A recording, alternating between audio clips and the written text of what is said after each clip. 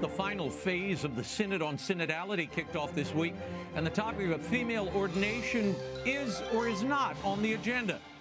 The world over's Synod Central resumes with the papal posse, Father Gerald Murray and Robert Royal. And actor-producer Jonathan Roumie talks with me about his new documentary, Heart of a Servant, the Father Flanagan Story. And an encore of my interview with comedian, author, and free speech advocate Rob Schneider about his wonderful new memoir, You Can Do It.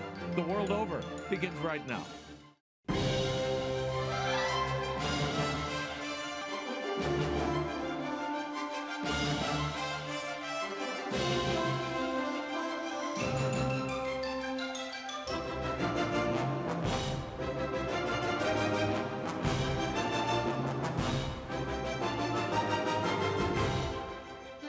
Now, Raymond Arroyo. A warm welcome to all of you joining us in the United States and the world over. What a show we have for you. If you'd like to comment on it, send me an X post. I'm at Raymond Arroyo and at Real Raymond Arroyo on Instagram. Lots to cover. Before we dive in, a quick primer for those joining us late in the game. This week began the final act of the multi-year Synod process, a meeting of bishops and the Pope that began back in 2015. An initiative of Pope Francis, the synods were billed as a kind of Vatican III and hailed by progressives as a chance to redefine church practice and teaching. But it really hasn't accomplished much or anything. The Synod on the Family was supposed to change church teaching on divorce and remarried Catholics, but there was fierce resistance by cardinals, bishops, the laity.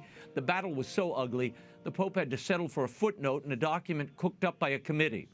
Learning their lesson, organizers tried to limit the guest list at the 2019 Amazonian Synod and keep out the naysayers. But due to the appearance of the Pope praying before a Pachamama idol and a timely book release by Cardinal Sarah and Benedict XVI, the effort to toss out clerical celibacy was averted. Along the way, there were papal edicts limiting the Latin Mass and authorizing the blessing of gay couples, none of which was discussed or voted on in these synods. Now we have the last synod, allegedly, populated by largely progressives and stage managed within an inch of its life.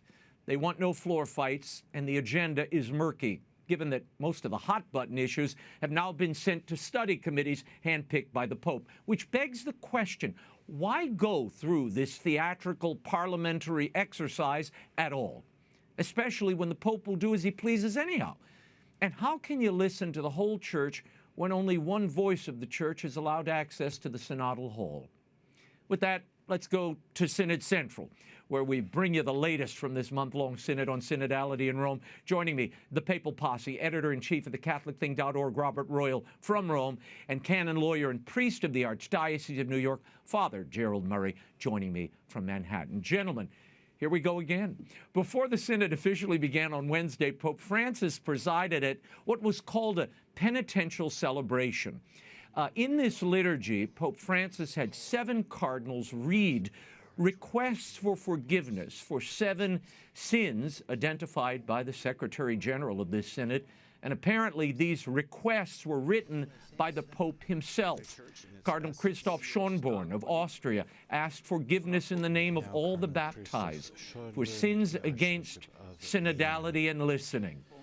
I ask forgiveness, feeling shame for the obstacles that we place in the building of a truly synodal symphonic church, aware of being holy people of God who walk together, recognizing the common baptismal dignity. I ask forgiveness, feeling shame for all the times that we have not heard the Holy Spirit, preferring to listen to ourselves, defending opinions and ideologies that hurt the communion in Christ of all, expected at the end of time from the Father. I ask forgiveness, feeling shame for when we have transformed authority into power, suffocating plurality. Father, is there really a sin against synodality? And what do you make of this opening ceremony? Well, I've never heard of a sin against synodality, and really synodality now is a completely vague term. We don't know what it means. Originally, synod meant a meeting of bishops. In the Catholic Church, that was its ecclesiastical definition. Now it's become a meeting of everybody all lay people, priests, deacons, bishops, cardinals, the Pope. It is like you mentioned with Parliament. It's this expression of kind of aping what is done in the secular world, and it bears, really kind of a resemblance more to a popular assembly, which is not elected but appointed by a strong man. We had the popular assembly in Venezuela. What is going on here? A meeting of bishops to tell the Pope, advise the Pope has become now a potpourri of everybody with grievances and agendas. And the idea that you sin against synodality by disagreeing, isn't synodality meant that we listen to each other, including when we disagree? Yeah, Bob, what does it mean to have a sin against plurality? I mean, one could argue, I won't, but one might, that when the Pope issued that, a blessing on gay couples, that was a sin against plurality. There was no plurality in the church that wanted that.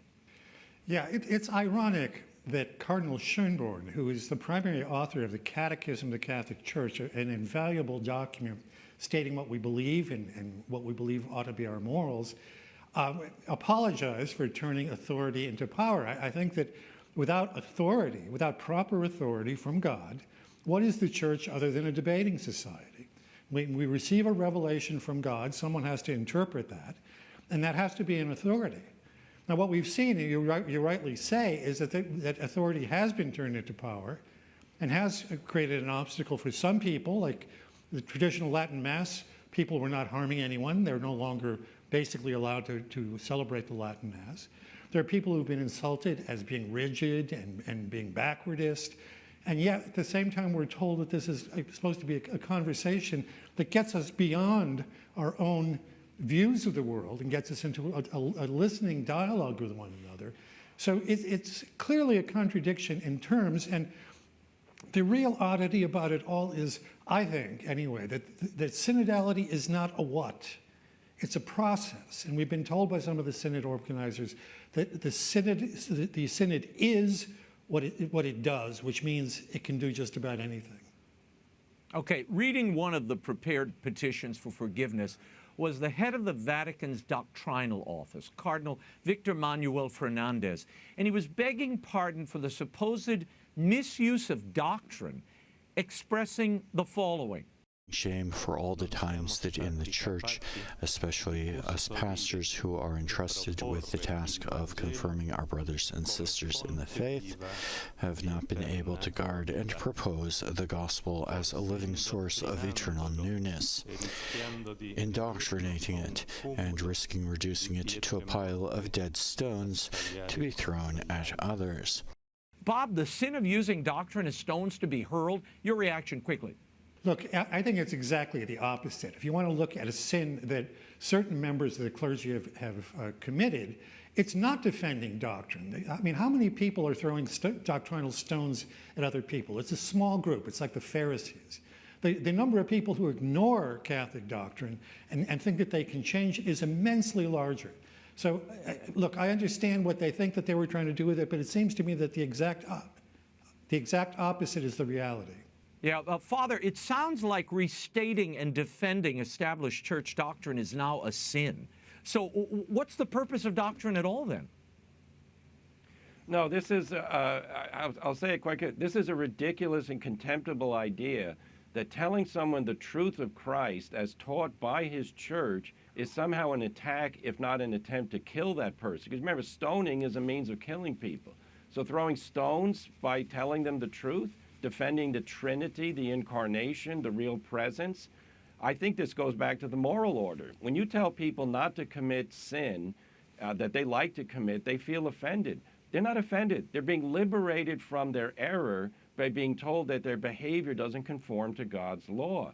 So this really is horrible for the head of the doctrinal office to say teaching doctrine is an offense against people. It's not.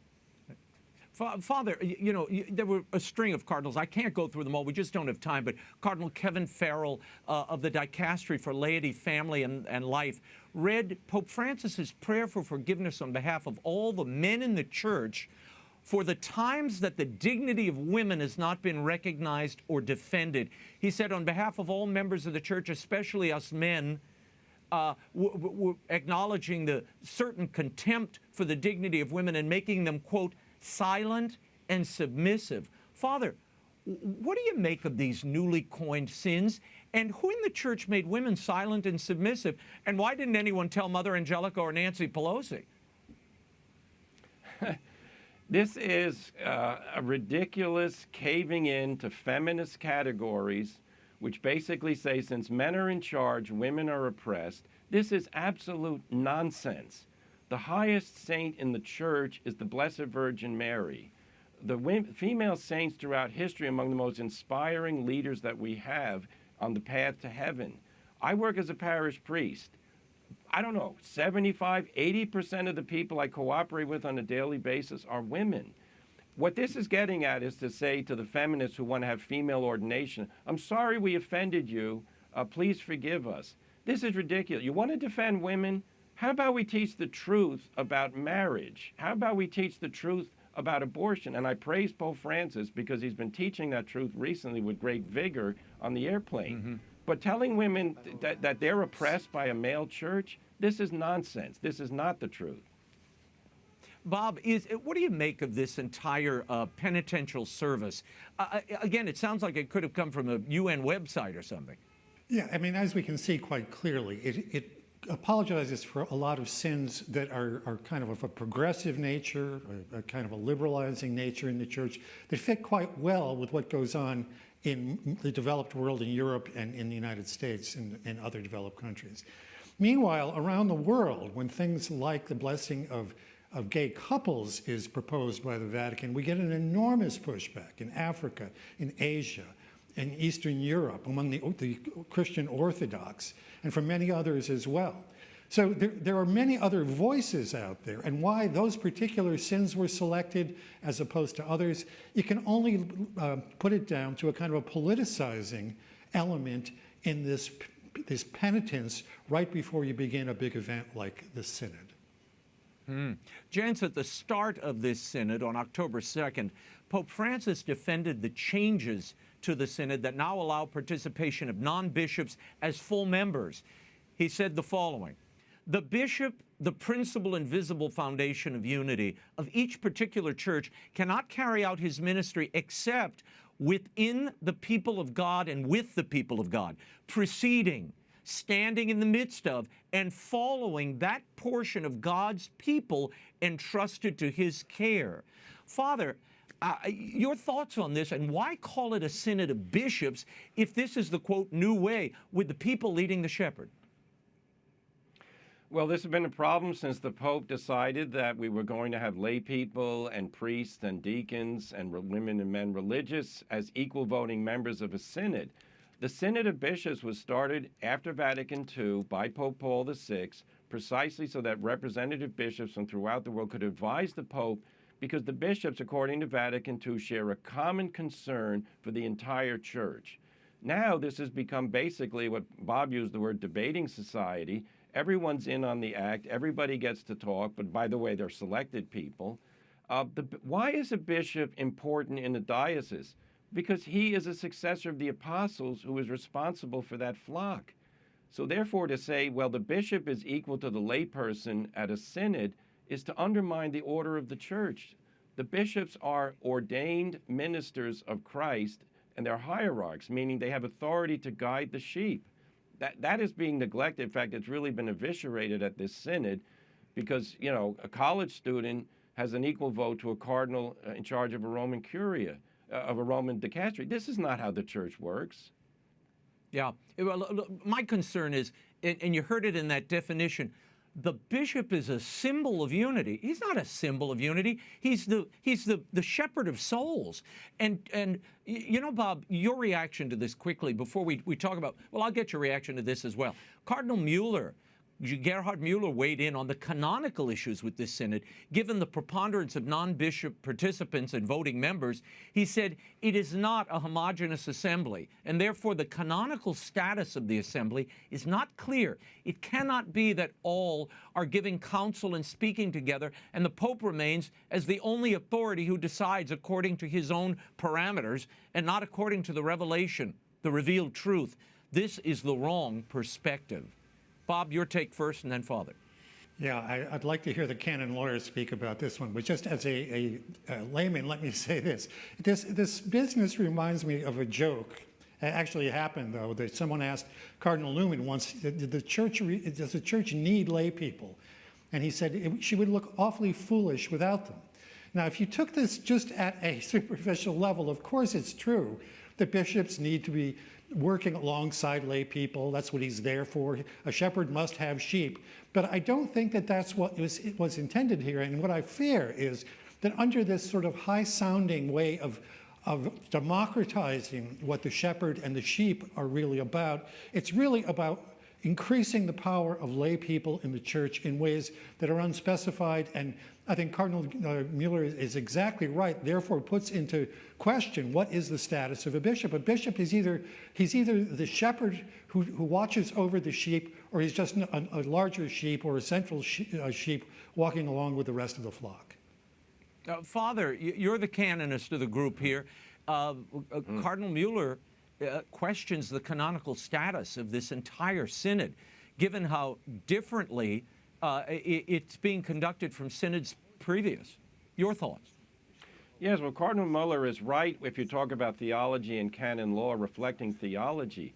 The reason why the Synod of Bishops was started after Vatican II was to give the shepherds of the church throughout the world a role in advising the Pope, who is the universal shepherd, but he depends on good advice and guidance.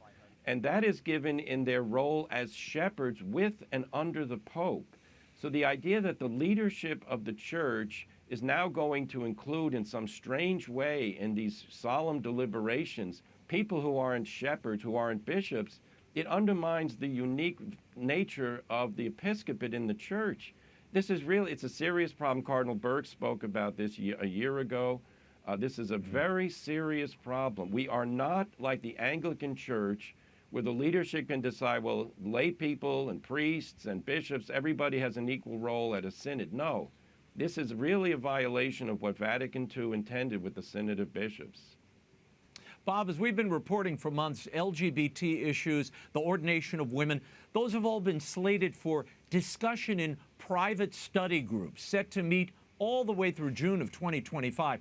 Cardinal Victor Manuel Fernandez did offer this update on the women's ordination issue. Based on the analysis conducted so far, he says, which also takes into account the work done by the two commissions established by Pope Francis on the female diaconate, the dicastery judges that there is still no room for a positive decision by the magisterium regarding the access of women to the diaconate, understood as a degree of the sacrament of holy orders. The Holy Father himself recently confirmed this consideration publicly. In any event, the dicastery judges that the opportunity to continue the work of in-depth study remains open. Bob, so this comes from the secret study group on this issue. Fernandez acknowledges that the Pope's position, the fact that he shut down the possibility of a female diaconate with holy orders, as he told Nora O'Donnell back in May on 60 Minutes, yet the DDF judges that the study may continue. Why? What are they studying? Well, it seems clear to me, although I may be overly optimistic, that Francis has decided that there will be no female deacons in the Catholic Church. Now, he said that often. I think that he keeps open the so-called study because it prolongs the moment of having to make a decision. But I think pretty much his mind is made up about this. What I'm worried about is that there will be a kind of an incremental approach from a different angle, and that is there will be some sort of para-ministry that will, in effect, mirror being a deacon, but it won't be called being a deacon. It'll be some sort of female order of some kind that will, sort of through salami tactics get us closer and closer to allegedly being able to ordain women. I don't think that this Pope will go in that direction. He's headed in that direction, and he's left that conversation open.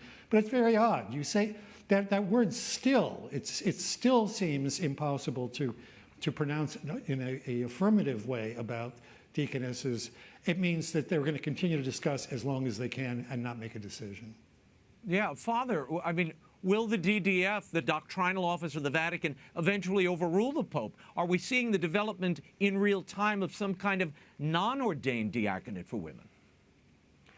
Well, that's the worrying thing here, Raymond. When he says, Cardinal Fernandez says, the diaconate understood as part of holy orders. No, wait a minute. The diaconate is part of holy orders. This isn't somebody's understanding.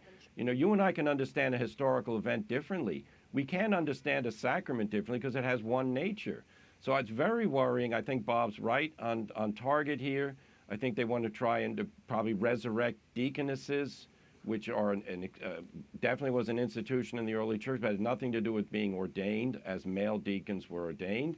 So, no, it's very worrying. And this whole tentative notion that the DDF, you know, prolongs a study because we can't yet arrive at a decision in favor of what people are asking for. The Catholic Church does not exist as an opinion-gathering organization that finally says, okay, enough talk, now the decision. No, revelation is given to the Church. We know this. There have never been female deacons in the Church for a reason, because Jesus didn't intend that, and the apostles understood that. Yeah, I want to turn away from the Synod for one moment before we return to it at the end. I have to ask you about a recent report that the Vatican is targeting traditional Latin Mass communities, and that now includes an apostolic visitation of the Priestly Society of St. Peter. This is an order of priests that celebrate the traditional Latin Mass in full communion with Rome. In a September 30th statement from the Vatican, the Dicastery for Institutes of Consecrated Life says the following. They've called for an apostolic visitation to the priestly fraternity of St. Peter in order to deepen the understanding of this society of apostolic life, of pontifical right, and to offer the most appropriate support for its journey of following Christ, end quote. Father, I'll let you take a swat at this first. Your thoughts on why this visitation is being called now? The statement sounds benign, but is it? Well, originally, the fraternity was under the Ecclesia Dei Commission, which was part of the doctrine of the faith. It was transferred to the Congregation for Religious, so the Congregation for Religious is saying that we need our own information on how it's going. That's the public aspect that's being presented. But I'm worried because apostolic visitations have been used with other religious congregations and orders as a means of disciplining them, of changing things, of, going after them. The Fraternity of St. Peter has many vocations. There's many requests all over the world for them to begin their apostolate. They're doing a great job, wonderful priests.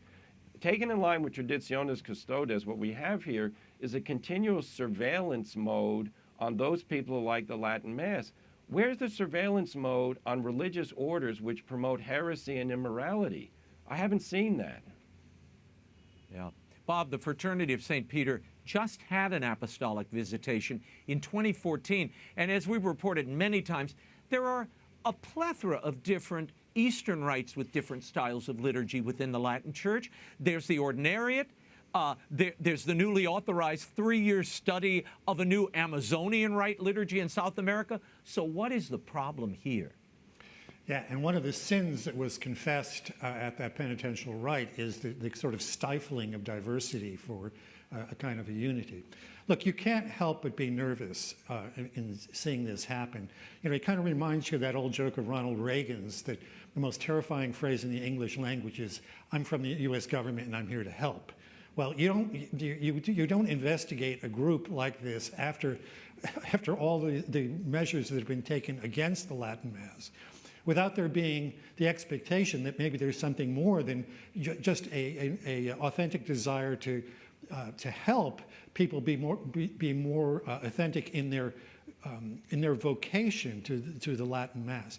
Now, I'm very worried about this too, and it seems to me to go right again against the principle of synodality, that we are a church that is able to have Eastern Rite and Melkite Rite churches. I don't see what the problem is with the Latin Rite with the FSSP. Back in 2016, the Lepanto Institute conducted a study of political contributions from employees of church-run organizations, Catholic Relief Services principally, finding that 98% of those employees donated to pro-abortion candidates and causes. They've done a new analysis now, expanding this research to include other Catholic charitable organizations, including Catholic Charities, St. Vincent de Paul, and the Knights of Columbus, with new data showing overwhelming support, except for the Knights of Columbus, for pro-abortion, pro-LGBT candidates and causes coming from those ostensibly Catholic organizations. Father, your thoughts on these findings? Perhaps not surprising, but what does it tell us about catechesis in the last half of this century?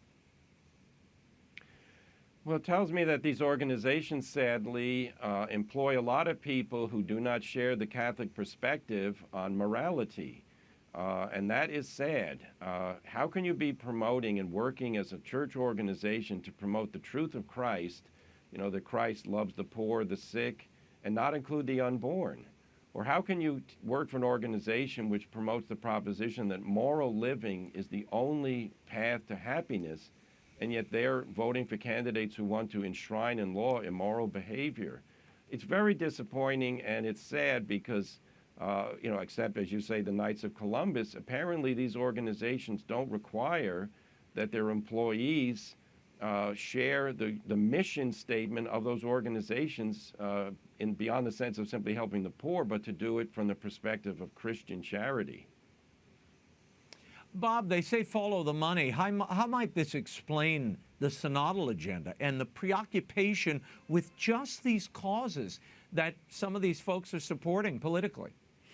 Yeah, I think a lot of them, like other political leaders who claim to be Catholic, have talked themselves into the position that, well, okay, there's nothing we can do about abortion. There are large majorities in the United States that are in favor of abortion in some form or other, and therefore we're going to vote to support the people who help the poor. Well, this reminds me of the story by the American Catholic author Flannery O'Connor called "You Can't Be Any Poorer Than Dead." That if you are not going to protect human life at its earliest moment, from the moment of conception, what kind of view are you going to really have about poverty? I mean, a lot of these programs, as we well know, are getting large support from government appropriations. It's not to say that they're necessarily a puppet of the government, that there are cases in which the Catholic Charities do need some support from the government to provide services. But you have to think that the kind of people who go into this kind of work and see that their revenue stream depends largely on Democrat appropriations, that has to affect them somewhat. Okay. Father, we are only at the beginning of the second, let me do this again. Father, we are only at the beginning of this second session of the Synod on Synodality. Say that fast 5 times, ladies and gentlemen. What do you both see happening in the weeks ahead? I'll start with you, Father, and then go to Bob, who's in Rome. Yeah, I think we've already seen the seeds of dissatisfaction with this change in the Synod, where these expert study groups are now reporting to the Synod, and they're the real power center in what's going to happen. Cardinal Grech issued a letter stating that anybody is welcome to submit contributions to the different committees, these study groups, so that they can make their voice heard. I think the Synod people are realizing that instead of doing the talking, they're being talked to. Bob, before we go, what are you seeing in Rome? And it seems there's a lot of mixed messaging. You got Cardinal Fernandez saying ordination's off the table, yet the Pope is meeting with these female ordination activists. There's a lot of confusion out here outside of Rome. Yeah, I take it that one of the central things that's already happened this week is are a couple lines that the Pope had in his homily at the opening Mass the other day. And he kind of said, to kind of paraphrase what he said, look, you shouldn't arrive at this synod with the idea that certain things are to be preserved at all costs. Well, in Catholicism, we know that certain things are to be preserved at all costs. People have been martyred standing up for the faith in all times, in all places. So look, if we want to give him the benefit of the doubt, okay, what he means is don't come with your mind closed. But I think that the one really good thing that he said, and I think he's anticipating what's going to be happening over the next few weeks, is that you should also find a way to not impose is actually the word he used, not impose an agenda while you're here at the Synod. Now, I agree with this entirely. But who's likely to impose an agenda? Is it Father James Martin or is it Cardinal Mueller? I mean, we know which people are really trying to impose something on the group as a whole. I'm assuming that, don't be bullheaded is the conservatives he's criticizing, and don't try to impose an agenda is the liberals. But I think that it's very clear that the conservatives generally, or the traditionalists generally, are open to listening about things that can be discussed without departing from the faith. Gentlemen, we will leave it there. It's going to be a long month. For commentary by Robert Royal and Father Gerald Murray, you can go to thecatholicthing.org. Thank you, gentlemen. You know him as Jesus in the TV hit The Chosen, but he's also the narrator and executive producer of a terrific documentary, Heart of a Servant, the Father Flanagan story. In theaters for one night only on October 8th. Please welcome back to the program, Jonathan Roumie. Jonathan, thanks for being here. I want to talk for a moment about you narrating and executive producing this new documentary, Heart of a Servant. Tell me, the film brings Father Edward Flanagan's life to the screen, from his birth in Ireland to his years at Boys Town in the United States. That's right. Why is it important to share his story now? I think at a time when we are just immersed in so much darkness in the culture and just bad news everywhere you turn, this story is such a bright light in the culture. It's such a story of hope and faith and what people can do when they're led by the Holy Spirit to champion for the rights of the poor and the less fortunate in this world. And Father Flanagan was certainly a champion of those of the downtrodden, of the abandoned, specifically abandoned children, at the early part of the 20th century, and he just essentially established a worldwide model for child welfare throughout the world. Jonathan, as you mentioned, in October of 1921, Father Flanagan founded Boys Town in a cornfield in Omaha, Nebraska. He had more than 150 boys he was caring for, and he went on to save many children in Europe, in Asia, after World War II, at the request of Presidents Roosevelt and Truman. What impressed you about his work and life as you looked back on it? Yeah, the amount of energy that this man had was incredible to do and accomplish the things that he did, especially a man that started out very sickly from the time he was a baby. He was sickly throughout his whole life, and just, offered it up as he persisted to go after the rights of these kids and kids that were, through the no fault of their own, through the depression, were being abandoned and orphaned by the dozens. And he literally became the face of Christ to these guys, these kids, and proved his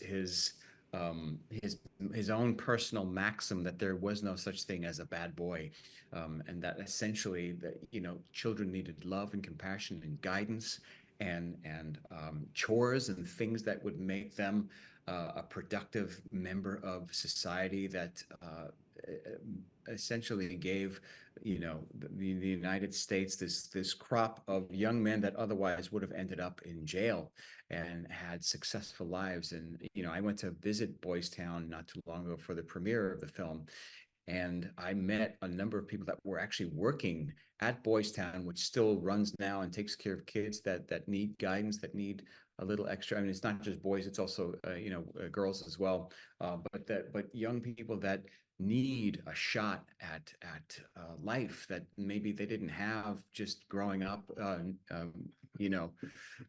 their own, and with the situation that they had, and so many people that went through the Boys Town system still work for Boys Town. They were so moved and so affected by their experience and so transformed by it that they wanted to give back themselves to the system that took care of them and really gave them hope, Jonathan, I want to give folks a little taste of what they'll be seeing in Heart of a Servant, the Father Flanagan story. Take a look.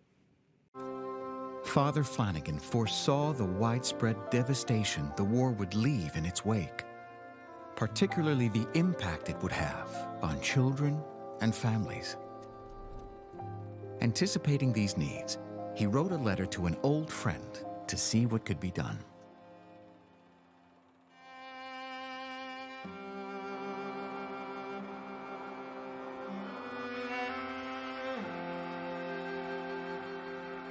My dear Mr. President, when the war is won on the battlefields, there will literally be millions of orphan children left homeless, destitute, and abandoned. There will be many whose fathers will not return and whose mothers will have been victims of atrocities. If these children are neglected, they will be easy prey to temptation and crime.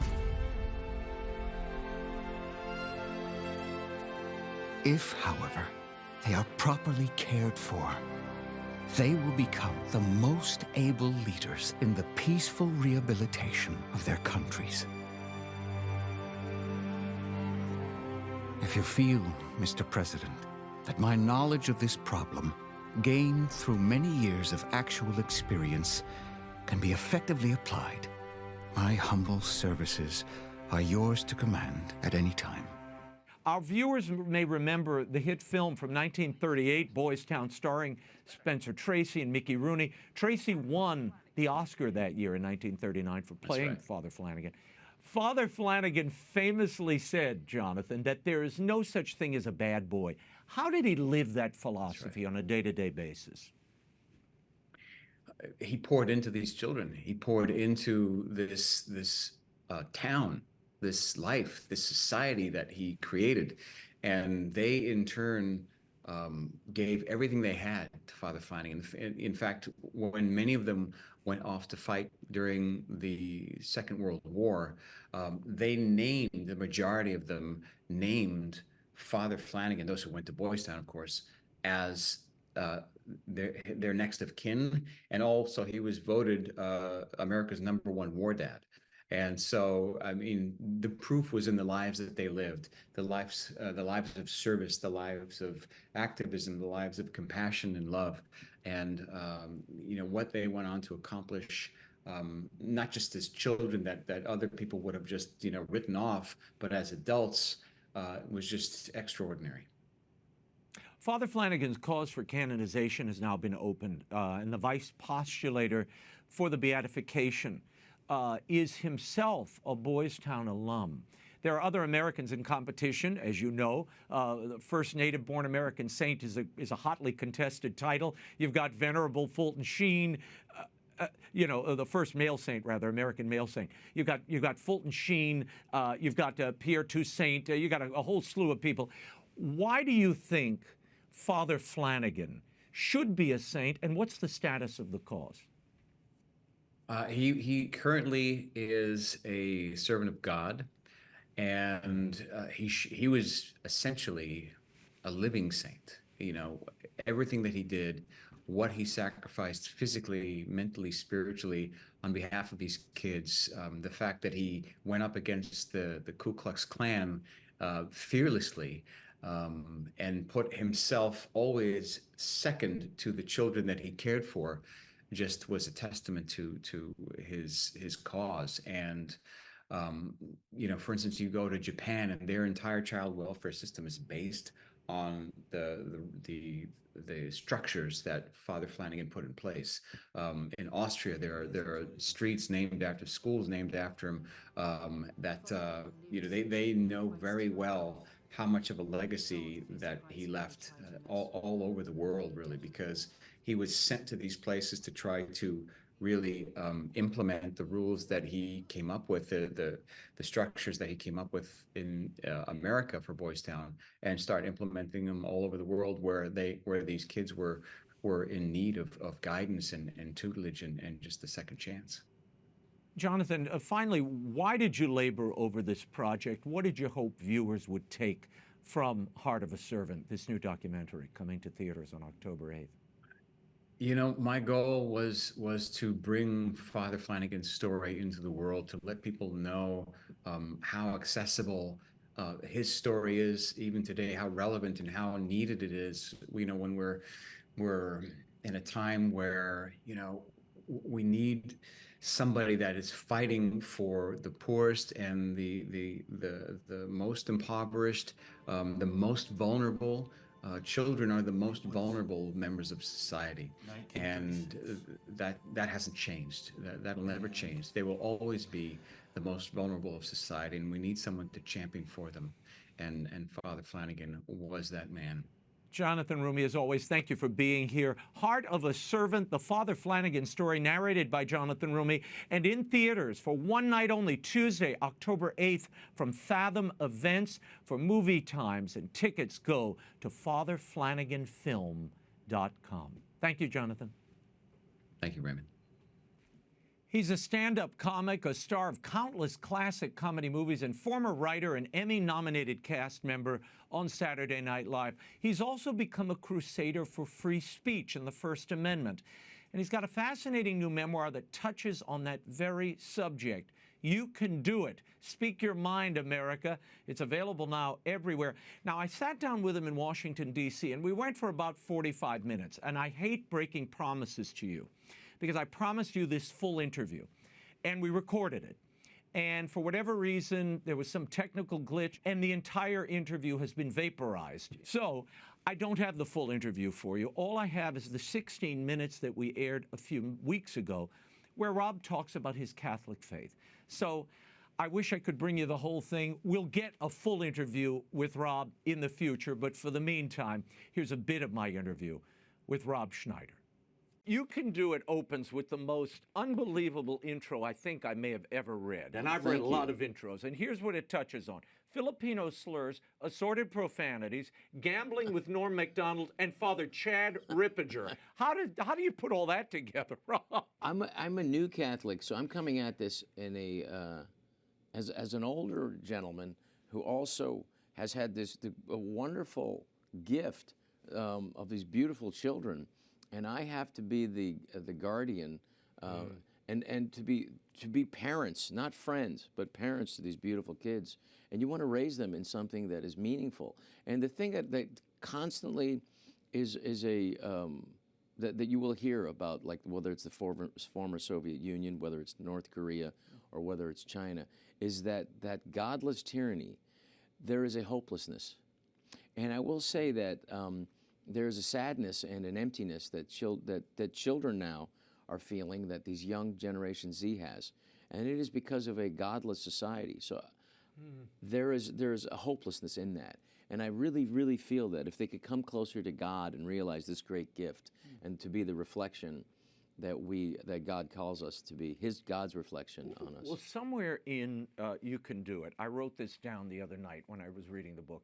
This is all a test for us, you write. Yeah. Unlike other belief systems and religions, say cancel culture, for example, that call upon their believers to hate and destroy their enemies, ours calls upon us to love our enemies. How is all of this a test, Rob? It's the same reason that God put the apple in Eden, I mean, he could have made it he could come down and show his hand right now, but that wouldn't be loving. What's loving is to push your kids to not just watch TV and videos, and you can give them pizza all day, but if you love your children like God loves us, he wants to challenge us. He wants us to bring out our best, and he wants us to come to him of our own volition. And I think these tests are very loving. There's no accident that as soon as our kids are old enough, I don't know if we educate them correctly, but we push them to do it so that they can be challenged, and that's beautiful. That's the most beautiful gift you can give. Tell me about this revival of faith. I mean, I know your dad was Jewish, your mother was Filipina. Yeah, so my mother was Catholic, so when I went to the old Bill Maher joke, when I went to confession, I bring my attorney. Father, this is Mr. Cohen, he'll be answering all our questions. It was always there. I mean, Jesus only lets you go so far before he comes like, aha, okay, that's enough. I'm coming. Yeah. And I do feel like you have, anytime there is as we all sense it now, there's a rise in evil in the world. Mm-hmm. It's not going to win, but it's being allowed to happen now, and it's purposeful. And it is we are some of the challenges that we're facing. We're facing challenges in the family, We're facing challenges in the schools that our kids go to. We're facing challenges by our leaders. And how do we rise to that? And how do we bring out our best? How do we protect our children? And how do we, now, congratulations, our nation's having problems. Now we can really decide what kind of nation we want, what kind of family we want, community, and what do we want how do we want to reflect God's love to the world and to each other? You say in the book that there was an organized evil, I imagine connected in some way to the COVID shutdowns and the mandates, but an organized evil you talk about that presaged this conversion. What was that organized evil? What did it look like? It is a power authoritarian grab, and like all power grabs, they become corrupt. And so what happened was, it was a continuation of trying to get more and more, and it's whether it's the pharmaceutical companies buying off every Republican, every Democrat in Congress, not just the federal level, but the state level. You really feel there is a crunch on freedom and that individual liberty, and it's evil. And I would say that, you have to call that evil by its name. It is demonic. It is the lies, and the lies are coming, and it's a rise in evil. And as M. Scott Peck said to me many, many years ago, the great author of The Road Less Traveled, he said, if the devil exists, he's saying, don't make waves. Just don't become part of this. And I think it behooves us, and it asks us, and it demands us right now to make waves, to stand up for what's right. And this is a great opportunity that we have. So along with this Marxist communism, and communism is really just an attack on Christianity. That's what Karl Marx did. This was an assault on it, and he did group these ideas to go after. And what we're seeing now is a real attack on the family unit. There's an attack on mothers, fathers, women, children. And this is evil, and we have to call this what it is, and we need to be, it's a spiritual warfare that we're in. And if we don't acknowledge that, we're not going to be able to fight it sufficiently. In your parish of Our Lady of Perpetual Help, you went to convert classes before. I mean, you didn't just come back to, you actually went through the process. I was the oldest by 47 years in the class, and it's with my daughter, and it was beautiful. And the idea of coming at it from a new Catholic is really is beautiful, because, like the priest was talking about last week at Mass, the idea of his followers, for Jesus's followers, were saying, they were weirded out by this idea of, this is my flesh, right. This is my blood. Yeah. So this is something that a lot of Catholics take for granted. But well, this is just no. But this isn't. Can you imagine his followers say, take this in memory of me. Yeah.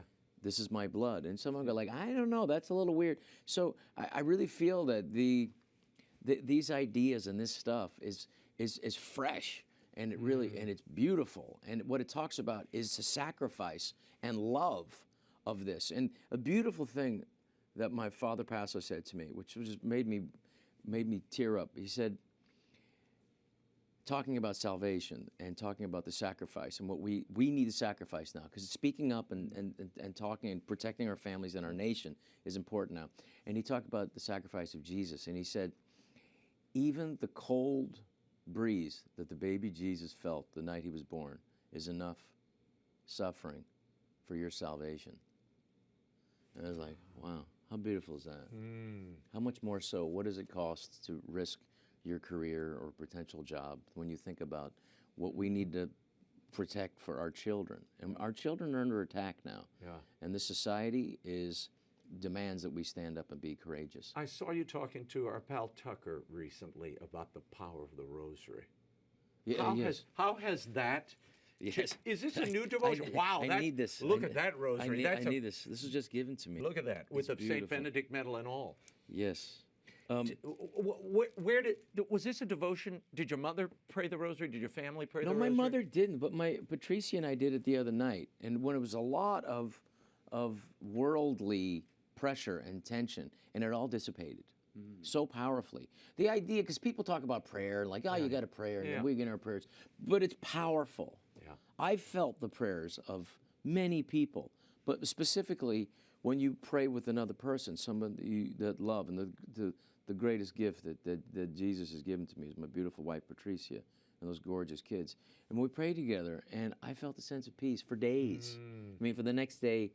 And you have to know that is really powerful. And I never really felt that before. Will this refound faith at all change the stand-up act? I've seen Yes. your stand-up act. Yes. It's a little, look, I know. it's closer to Carlin than, Mother Teresa. It is. I talked to my priest about it, and I said, Father, I have a stand-up act, and it's pretty dirty. He said, well, you may have to think about it. I'll give an Irish voice just because it sounds better for that routine. He said, well, you may have to think about that, young man.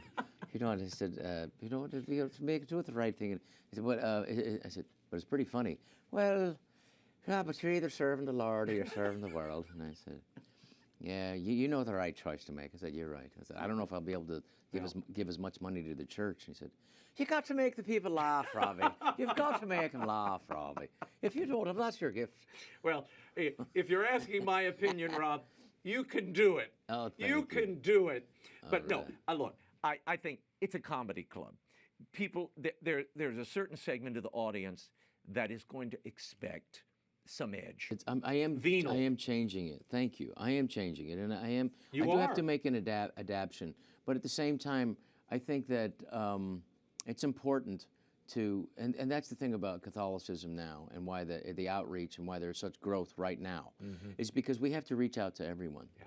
We need to bring people to the church, and for whatever reason is happening now. I don't know why I'm thrust into this place, but I said, turn over to God, whatever I'm supposed to do, then please let me know. And so it's important to reach out and bring people to the faith. Well, and let's talk about the role of the comedian in that. I mean, obviously, priest has his role, laymen have their role. What's the role of the comedian in society today? You spend a lot of time, and you can do it, talking about that critical role. And I've said it for years, the last truth tellers left are comedians right now. Well, I would say just Christianity was a subversive underground thing where it's like, hey, there's this... the way. Yeah, did you know about this? And I remember the first time I was exposed to Christianity was in born-again Christianity when I was 13. And I remember being around these people go, why are these people so happy? What do they got? What's happening with them? And that was an interest in it. What stand-up and what comedy has the ability to do in the same way, to subvert people through laughter, to bring them to a point of reason, to a point of rationale, and a point of forgiveness. And I didn't realize that last part until recently. And when I wrote this book, a lot of it was still very angry about, and I have to be careful about that because the real tenet is forgiveness. And forgiveness isn't just for the other person, it's for yourself. You have to let go, and you have to, and I didn't understand the concept, just like I didn't understand the concept of how powerful prayer was. I didn't understand the concept of turning it over to God. I just thought these things are just said. I didn't realize the power behind it. It liberates you. And I think that good laughter, jokes can liberate people. But there became a point. Look, you've got Richard Pryor, and you've got Carlin, and you've got all these great, Dave Chappelle, Chris Rock, yourself. Soothsayers. Well, people who are looking, you mentioned it, in the rearview mirror of the culture. Yeah. So that you're kind of casting back on the people what they're living through. And yeah, they're laughing at it, but they're also internalizing it in a different way. But when did comedians start throwing rocks, not at the powerful, but at the people? What happens is there's this idea that somehow they're, and I not to, the Democratic Party is not alone in this, but the idea that somehow they are the trodden upon, that they are the ones in power. And so they're the ones that are really attacking the people, and they're attacking freedom. And that is something that it's an inverse, and it is a critical error on their part. And if they lose the election, it'll be because of that. So the idea was, and the attack during COVID was to attack small businesses, and it was for real authoritarian. You have to say these are bad people.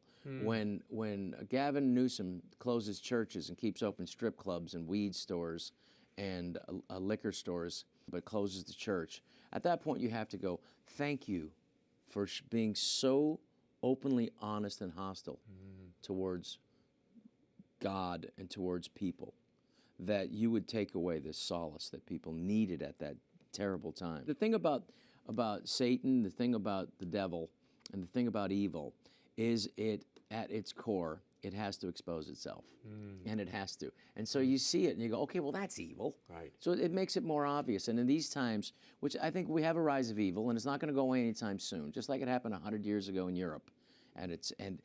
But I will say this: the hope for the world is the United States, and that's why it's important that we've got to draw the line here, because there will be no Marshall Plan for the United States. There's no Marines from some other country going to land here. There will be no food drop. This is it.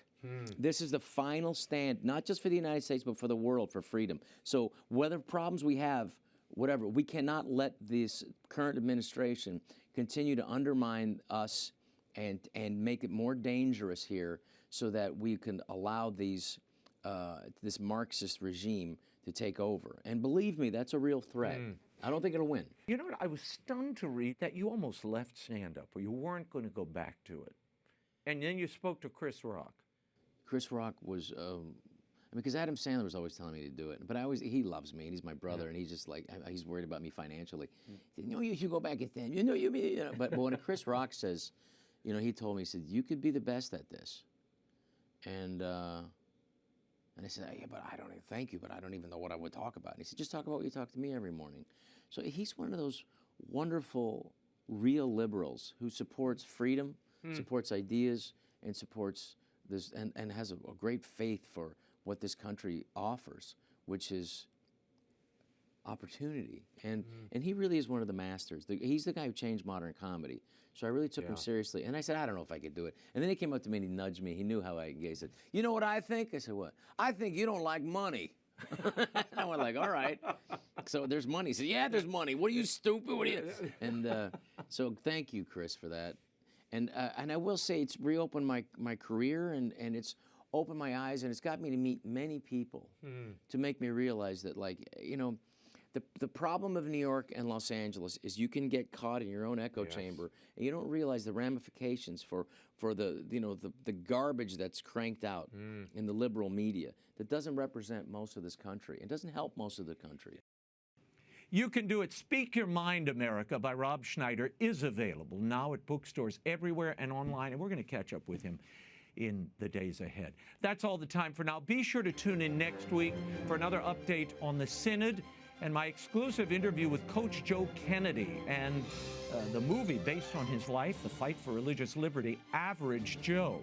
Until then, we'll be scouting the world over for all that is seen and unseen. On behalf of the staff and crew of EWTN News, thank you for watching. I'm Raymond Arroyo. Bye now.